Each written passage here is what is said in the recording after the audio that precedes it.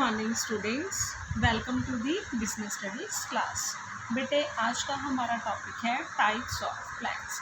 Types of plan बताने से पहले बेटे मैं आपको प्लान का मीनिंग बताऊंगी। प्लान क्या होता है बेटा? प्लान एक वो डॉक्यूमेंट है जो आपको बताता है कि आपके गोल्स किस तरह से पूरे होंगे। ठीक है, सो प्लान्स जो आपके लिए आउटलाइन करता है, मतलब एक आउटलाइन है जो कि ये बताता है कि how goals are going to be met, कि आपके गोल्स किस तरह से पूरे होंगे। ठीक है, सो एक ये स्पेसिफिक एक्शन होता है जो कि हम लेते हैं ताकि हम ऑर्गेनाइजेशन के ऑब्जेक्टिव्स को क्या कर सकें, अचीव कर सकें। और अगर आपने एक पर्टिकुलर गोल को अचीव करना है, उस तक पहुंचना है, तो उसको पहुंचने के बेटा उस तक पहुंचने के बहुत सारे वेज होते हैं। ठीक है ना, आप बहुत सारे प्रॉपर प्लान बनाते हो जिसके थ्रू जो है आप अपना गोल्स जो है अचीव कर सकते हो। अब बात करते हैं बेटा टाइप्स ऑफ प्लान्स की। टाइप्स ऑफ प्लान्स बेटा दो तरह के होते हैं। First is single use plan, second is standing plan. पहले हम बात करते हैं बेटा सिंगल यूज प्लान्स। ठीक है, सिंगल यूज और स्टैंडिंग सिंगल यूज प्लान्स और स्टैंडिंग प्लान्स दो तरह के होते हैं। पहले हम बात करते हैं single use plans. Single use plan बेटे आपको इसके नाम से ही पता चल रहा है, सिंगल यूज प्लान वो होते हैं जो सिर्फ एक पर्टिकुलर पर्पस के लिए बनाए जाते हैं, एक पर्टिकुलर टाइम के लिए बनाए जाते हैं। जैसे वो पर्पस आपका ऑब्जेक्टिव कंप्लीट हो जाता है, ये वाले प्लान जो है आपके लिए वेस्ट हो जाते हैं। ठीक है, मतलब जितनी बार आपका कोई गोल होगा, एवरी टाइम हम एक नया प्लान जो है वो तैयार करेंगे।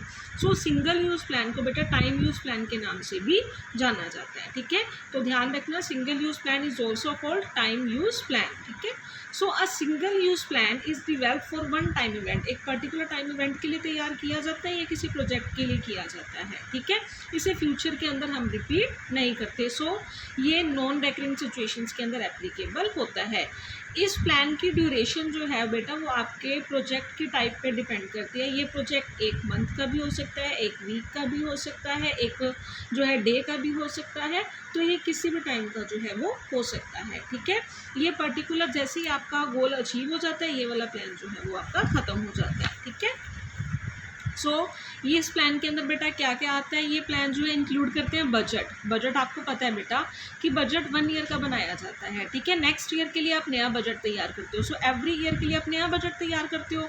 सो आप ये तो नहीं है ना इस ईयर के लिए जो आपने बजट तैयार किया वो आपका नेक्स्ट ईयर भी यूज़ हो जाएगा, नहीं। तो इसलिए ये सिंगल यूज़ प्लान है। प्रोग्राम बनाते हो, ठीक है, किसी प्रोजेक्ट को कोई पूरा करना है, कुछ करना है, उसके रिगार्डिंग आपने प्रोग्राम तैयार किया है। जैसे ही वो प्रोजेक्ट कंप्लीट, आपका प्रोग्राम कंप्लीट, तो नेक्स्ट प्रोग्राम के लिए आपको नया प्लान तैयार करना पड़ेगा। सो ये भी सिंगल यूज़ प्लान है। ठीक है, कोई प्रोजेक्ट है, ये सब आपके सिंगल यूज़ प्लान होते हैं। ठीक है, सो जैसे अ प्रोग्राम में consist of identifying step. Program के अंदर बेटा स्टेप्स आते हैं, प्रोसीजर्स आते हैं किसी नए डिपार्टमेंट को ओपन करने के। तो मतलब प्रोजेक्ट जो है, मतलब प्रोग्राम जो है ना, वो आपका सिंगल यूज़ प्लान जो है वो होता है। सो इसके फीचर्स क्या हैं बेटा? सिंगल यूज़ प्लान जो है वो ओनली वन टाइम के लिए यूज़ किए जाते हैं। किसी पर्टिकुलर सिचुएशन, जो स्पेसिफिक सिचुएशन होती है, उसी की डिमांड को पूरा करते हैं। ठीक है, जैसे ही वो सिचुएशन ओवर हुई, ये प्लान डिस्कार्डेड कर दिए जाते हैं। सो एवरी टाइम जब भी नई सिचुएशन आती है, तब आप एक नया प्लान जो है वो तैयार करते हो। So that is called single use plans. ठीक है, अब आते हैं बेटा स्टैंडिंग प्लान। स्टैंडिंग प्लान बेटा कौन से होते हैं? स्टैंडिंग प्लान को हम रिपीट यूज प्लान भी कह देते हैं। ठीक है, जिनको हम over and over, again and again हम क्या करते हैं, यूज़ करते हैं। ठीक है, ओवर एंड ओवर अगेन। या फिर जो है सिंगल स्टैंडिंग प्लान बेटा वो होते हैं जो बार बार यूज़ होते हैं। ये नहीं है कि एक पर्टिकुलर पर्पस ख़त्म हुआ उसके बाद ये प्लान वेस्ट हो गए, नहीं। ये जो है आपके एवरी टाइम जो है वो यूज़ होते हैं। जैसे रूल्स ले लो, आपके जो रूल्स हैं जो बेटा आज यूज़ हो रहे हैं वो आगे आने वाले सालों में भी यूज़ होंगे। लाइक स्कूल के अंदर यूनिफॉर्म है, ठीक है, वो आपको पता है एवरी टाइम, जितना टाइम स्कूल के अंदर रहते हो आपको यूनिफॉर्म वियर करनी पड़ती है। ये तो है नहीं कि आज यूनिफॉर्म लगी कल नहीं लगेगी, ये एक रूल है। ठीक है, तो ये इसके रिगार्डिंग जो भी प्लान बनते हैं ना बेटा, वो स्टैंडिंग प्लान्स होते हैं जो बार बार यूज़ होते हैं। ठीक है, सो ये बनाए एक बार जाते हैं, बट इन्हें मतलब काफ़ी ईयर्स तक क्या किया जाता है, यूज़ किया जाता है। बट टाइम टू टाइम इसके अंदर थोड़ी बहुत रिवीजन, थोड़ी बहुत अपडेशन जो है वो ज़रूरी होती है। ठीक है, सो स्टैंडिंग प्लान के फीचर्स क्या हैं बेटा? ये रेकरिंग प्लान्स होते हैं और काफ़ी मतलब इनका जो पीरियड होता है वो इनडेफिनेट होता है। स्टैंडिंग प्लान्स बेटा स्टेबल होते हैं, इन्हें आप काफ़ी टाइम तक क्या कर सकते हो, यूज़ कर सकते हो। साथ ही साथ ये प्लान जो है बेटा आपके जो भी ऑर्गेनाइजेशन की फंक्शनिंग है इससे स्मूथली चलती रहती है।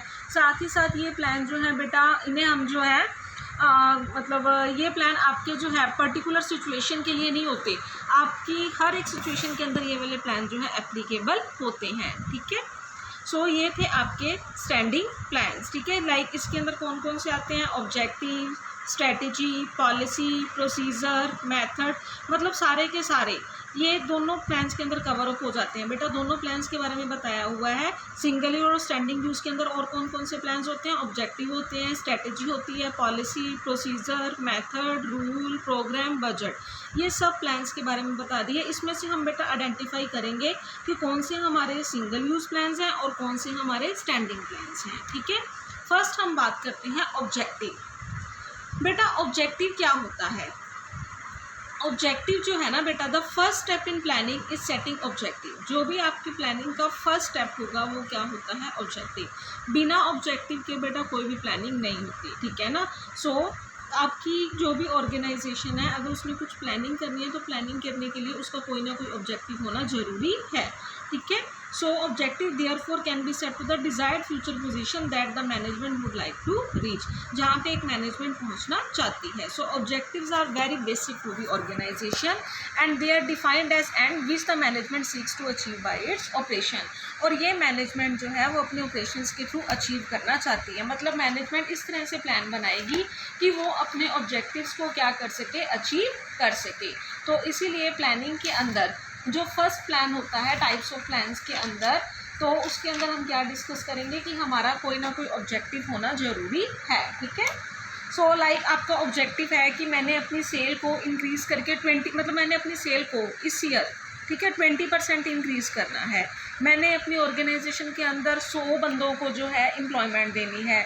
जो क्वालिटी रिजेक्शन होती है मैंने उसको कम करके 3% करना है। इट मीन्स ये क्या है, ऑर्गेनाइजेशन के ऑब्जेक्टिव हैं और हमें इस तरह से प्लानिंग करनी है कि हम उन ऑब्जेक्टिव्स को क्या कर सकें, अचीव कर सकें। सो ये है आपका ऑब्जेक्टिव। ठीक है, तो बेटे ये ना तो आपका स्टैंडिंग प्लान है ना ही सिंगल यूज़ प्लान है। ठीक है, ये दोनों के अंदर कवर अप नहीं होता। ठीक है, ऑब्जेक्टिव के बेटा कुछ फीचर्स हो सकते हैं। क्या फीचर हो सकते हैं, लाइक जो आपका ऑब्जेक्टिव है वो जो है आपकी आउटकम से क्या होना चाहिए, आपका जो प्लान है वो आपके आउटकम से क्या होना चाहिए, रिलेटेड होना चाहिए।